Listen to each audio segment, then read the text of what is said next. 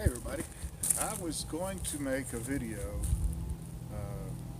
doing a bow and drill with mullein, dried mullein stalk, but as I was getting ready to gather my Tinder bundle, I thought, now there's a topic I haven't seen too many videos on. We always talk about make a bird's nest, find a bird's nest. Well, I'm in a pine forest, and I want to show you a couple of things because I'm going to pan the camera around and let you see there's very little undergrowth here, but beautiful ponderosa pines. So let's take a look around. We'll be right back.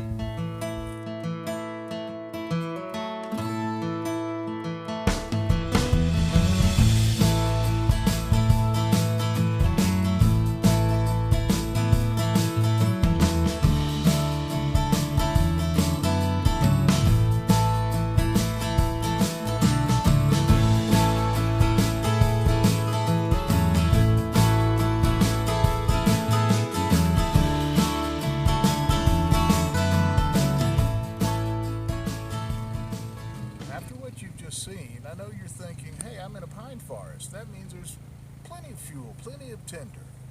Well, there is, but there's tinder and then there's better tinder. The deal with the bird's nest is it is very, very random and it's very fine material. And so when it catches a spark or you put an ember in there, you've got a lot of surface area that you can blow that thing and heat up a lot of material. The problem with pine straw is that it's just, well, it's too well organized. You can't hardly even create pine straw confusion or chaos, because no matter what you do to it, it still stays in those semi-straight strands. Even the old pine straw that's dug up from the floor underneath the new stuff, it'll break and it'll crush up, but it just doesn't seem to work as well. Now, once you get a fire started, if you want to throw on a few pine cones or maybe some straw, because that represents a lot of surface area, it'll light up and it'll burn very hot, it'll burn very fast, which isn't really what you want. You want a fire that you can sit by and cook on. So it is okay fuel, but there is a better way. Now, I showed you all of these grasses that are out here. The problem is they're little clumps. There's no one big area. So here's you an idea. I'm going to move this out of the way, and by the way, carry a little piece of rope with you. It's so handy.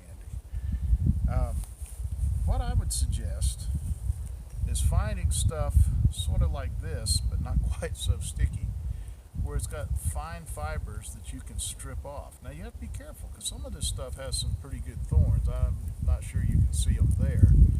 I'll do that and zoom in for it. Here comes my faithful sidekick. Come on in here, darling. You photobomb all the videos, don't you, baby? Okay, come on over here. Come on, move out of the way. Don't huff at me. Got a little teenage attitude. Come on. Come on over here. Yeah. So a better plan, as Layla's going to demonstrate to you. All right, come on, go. Go see. Yeah, there you go. Go find Sissy. A better plan is to make a bird's nest out of what's available. And if you look at these tuffets of grass, last year's grass is down in there. It's very dry, and it's smaller in diameter, and it also is very unorganized. So what I would do is come in here and with a little combing kind of motion, just pluck out a bunch of last year's grass. Like so. Get rid of the green stuff.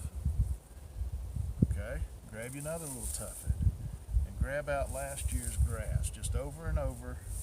You know, you don't have to be picky. Just get you a big old bundle of it. Remember, more is better. Bigger is better in this case. Not always in everything, but in this case, bigger is better. Now, if you happen to pick up a little bit of pine straw in your gathering, don't panic. So here's one of the bird's nests, and you see it almost looks like a bird's nest. Now to save time on the video, I put together one earlier using this same technique, walking through, finding the tuffets of grass, and this combing all the dead stuff up out of them. I'll show you that. So as I explained, I had made 2 bird's nests. I had a hard time making one out of the pine straw. As I was trying to bend it and shape it and weave it around, it just kept wanting to straighten out, and it was just hard to work with. And it goes back to what I was saying about it's just too structured. Fire likes random. It doesn't really like structure that much, particularly when it's first getting started. But it also makes it hard to build the bird's nest. And I'm going to hold them up here and let you see. This was the pine straw bird nest, and I mixed old straw with new straw, and every time I'd try to curl it around, it just came apart. So now this actually almost looks like a bird's nest. The only thing missing are a few feathers. Okay, and this was made out of the tuffets of grass. I got some big stuff in there, it's okay. But it made a more, I don't know, coherent, tighter bundle. And to keep all things even, what I'm going to do, I'm actually going to throw a spark off a ferro rod. I don't want this to be a 20-minute video of me doing something. So I'm going to throw a spark off of just a common ferro rod and see what the difference is. I will say this, in my wandering, looking for these mullein stalks, which these turned out to find some really good ones. Mullein, you don't get the stalk this big until at least the second year growth. And I may make another video yet doing a bow drill with these, but not this one. While I was wandering around in the field out there, I also kicked up some pretty good pieces of fat lighter. It smells really nice.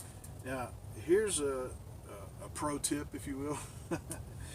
What you want to do with the fat lighter to increase your odds in the tinder bundle is use the square edge of your knife, and if you don't have a square edge, then you could use the blade. But what you want to do is you want to just knock off really, really fine shavings. And it's hard stuff, so it's going to take a little bit of work. But you get a few of these really fine shavings in there, and then you salt up your tinder bundle with the shavings. As I'm doing this, the whole area right here is beginning to smell like pine salt. There's just that much resin in it. So I'm going to put this aside and try out our bundle. My sidekick's coming back, so she may photobomb us again. I'm going to set this one first away, and we're going to come right here and throw a spark or two. Be sure I got the coating knocked off, looks like it. Throw a spark or two. And you see I'm throwing a pretty good amount of sparks into that bundle. And I can even go as far as to maybe shave a few shavings. Whoops. That's another thing, guys. Shave a few shavings of that ferricium rod into your tinder bundle. And sometimes that'll give you the edge you need. But this is a lot of heat. It's just not doing the trick. Now, I could use the pumping technique, you know, that everybody talks about. That's not the point. The point is I want to show you the difference between these tinder bundles. So let me set this one aside, and I'll tell you something else about that one in just a minute. We're going to bring our bird's nest up here. Kind of shape it up. Kind of flatten it out. There we go. We'll throw a spark or two into it. Look at that. Second little spot, and I have fire. So that shows you what the effectiveness there is. Now, here's a thought. Make your bird's nest out of your grass, out of your pine straw. Woo, can't even hold it, it's getting too hot. Make your bird's nest out of your pine straw, and then put the grass in the middle, so that now when you get your spark and you get your little bit of flame, you've got a big tinder bundle that you can start your fire with. Anyway, just my thoughts on gathering tinder. Sometimes it doesn't work to go what looks for the obvious. dry grass bundles, they always work. And they're the closest thing to an actual bird nest that you and I can build because we don't have feathers. Have a great day. Get out. Be safe. Go adventure.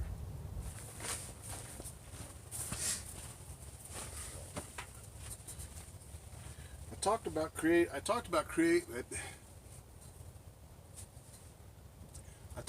creating shavings of a piece of fat wood that I found out there. So I thought I would throw this in and let you see it. Basically, the back edge of my knife, I put it on a grinder. This is a cheap knife, okay? I just put it on a grinder and created a back square edge corner so I don't scrape with my cutting edge. And all I'm doing now, as you see, is just running it up the stick. And I run up the stick instead of down the stick because I'm not coordinated enough to do it the other way. You do it however you want. But the deal is, as long as you come up with the final product, which only takes just a few minutes to create a bunch of very, very fine, come on wind, work with me, very, very fine shavings like that. Now remember that pine bundle I told you I'd talk about later that fell apart while I was filming? I'm going to just show you real quick. If you had done that and put that inside that pine bundle, let me transfer these to my favorite stump that I even carry on the road with me. It serves as a chopping block, a filming platform. I do leather work and stamps and rivets and everything else on it. So let me put this stuff right here.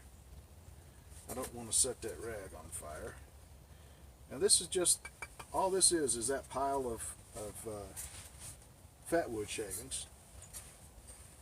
Get my ferro rod. And check it out. Well, let's get to the side that's already been scratched. There we go.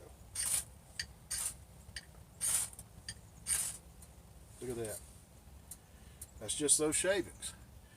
Now those many shavings inside of, what's left of my straw bundle I stomped out, but those many shavings would provide you enough flame that you could get your bundle started that way. So the pine straw is not totally useless, but there's a better way to use it. Find you a little bit of fat wood, sorry, and make you some real fine shavings. The real fine shavings exposes more surface area to the spark. I know it sounds like all of us harp on surface area, but that's really what it's about. Fine material provides lots of surface area that can't dissipate the heat. Instead, it bursts into flames. And when that surface area is saturated with pine resin, that makes it even better.